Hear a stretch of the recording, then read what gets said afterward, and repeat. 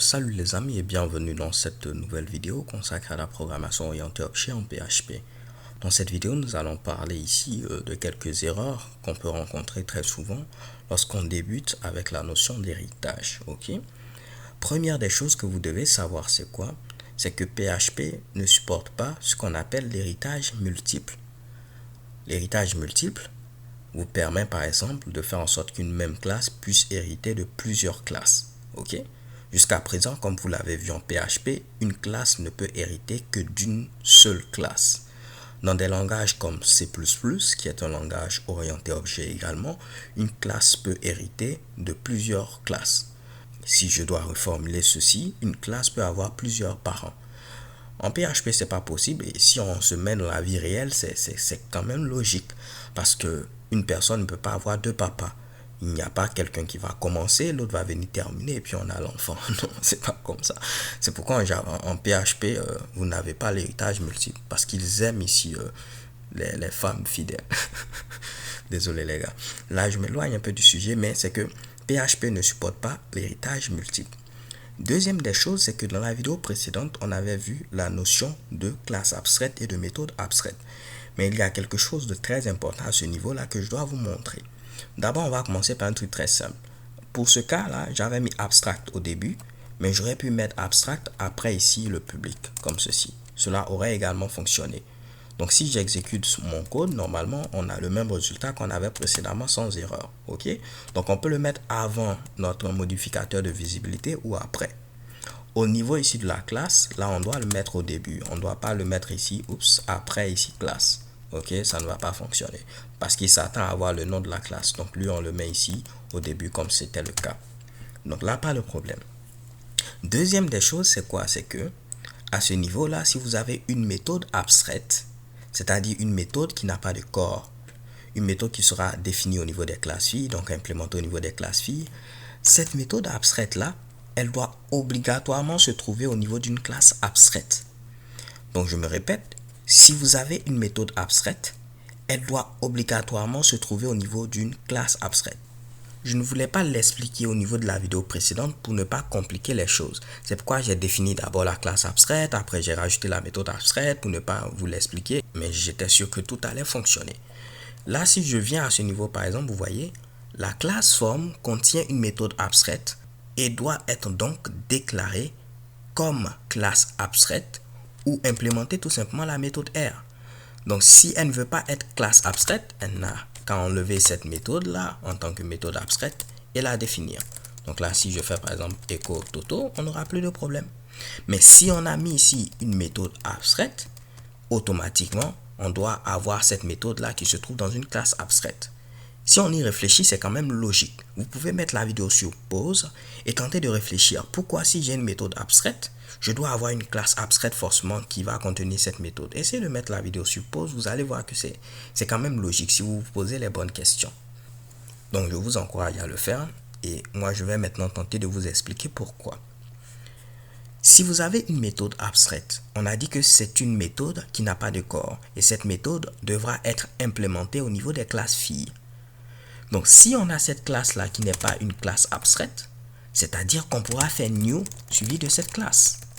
Et si on fait new suivi de cette classe, on pourra appeler la méthode R au niveau ici de cet objet qui a été créé. Mais cette méthode R, elle n'a pas été définie, elle n'a pas été implémentée, donc c'est un problème.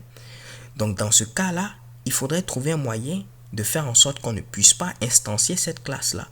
Et le moyen pour ne pas instancier une classe, c'est quoi? C'est définir cette classe comme classe abstraite. Comme ça, on est sûr que cette classe aura des classes filles et ces classes filles seront obligées ici d'implémenter cette méthode-là. C'est tout juste pour cela, les gars, Si vous avez une méthode abstraite, vous êtes obligé d'avoir cette méthode-là au niveau d'une classe abstraite. Maintenant, une classe abstraite peut contenir aussi bien des méthodes abstraites que des méthodes qui ne sont pas abstraites. Par exemple, là, je peux avoir une méthode toto. La méthode toto, ce n'est pas une méthode abstraite, mais je peux l'avoir au niveau ici de ma classe abstraite sans problème. Donc, une classe abstraite peut contenir des méthodes abstraites ou des méthodes non abstraites. Et là, c'est normal parce que ça, c'est une méthode qui n'est pas abstraite. Donc, à ce niveau-là, les classes filles ne seront pas obligées de la redéfinir. mais elles pourront accéder directement à cette méthode-là, vu qu'elle a été définie au niveau de la classe de base. Ok? Mais si vous avez une méthode abstraite, elle doit obligatoirement se trouver au niveau d'une classe abstraite. Donc les gars, j'espère que cela est clair. Ok? Avant de terminer cette vidéo, je vais répéter ce Mitsubishi pour une troisième fois. Mais là, on va faire un dernier exemple avant de terminer, où je vais vous parler un peu des modificateurs de visibilité. Donc, on va venir au niveau de notre fichier test.php. Et ce que je vais faire, c'est pourquoi pas enlever tout ce Mitsubishi, comme ça on va partir de 0. Je vais créer une classe qui sera une classe A. Et je vais créer une deuxième classe qui sera une classe B. Et la classe B va hériter de la classe A. Vous êtes maintenant un peu familier à ce Mitsubishi là. Et là, je vais définir une méthode qui sera une méthode Toto. Et là, je vais venir au niveau de ma classe B. Et je vais redéfinir cette méthode Toto là. Donc, au niveau de la classe B, cela va afficher Toto de B. Mais au niveau de la classe A, cela va afficher ici Toto de A. Donc, si là, normalement, je viens et que je crée un nouvel objet de la classe B et que j'appelle la méthode Toto, c'est cette méthode qui sera appelée. Donc, cela va afficher Toto de B. Donc, je fais php test.php. Vous voyez Toto de B. Mais si je crée un nouvel objet de la classe A, ce sera ici ce Mitsubishi là qui sera appelé. Donc, ça va afficher Toto de A. Et chéquement, vous voyez ici Toto de A. Maintenant, ce que je vais vous montrer, c'est quoi?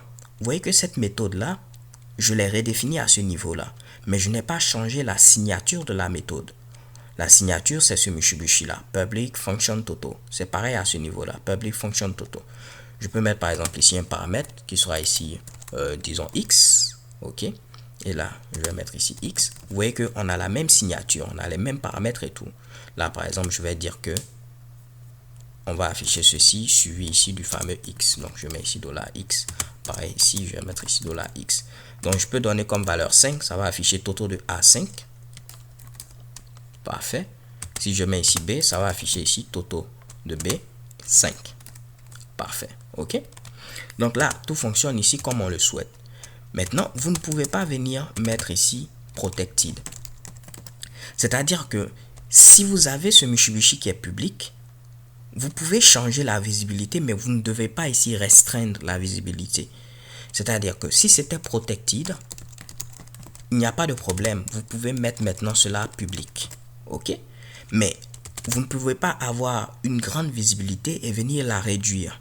C'est-à-dire, si c'est Protected, je ne peux pas changer et venir mettre Private. On ne peut pas l'accepter. Si c'est public, je ne peux pas changer et venir mettre Private.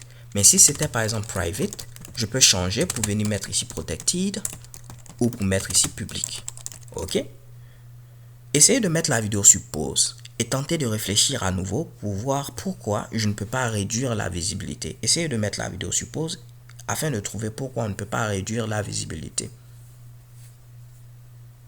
Donc, j'espère que vous avez réfléchi à ce Mitsubishi là.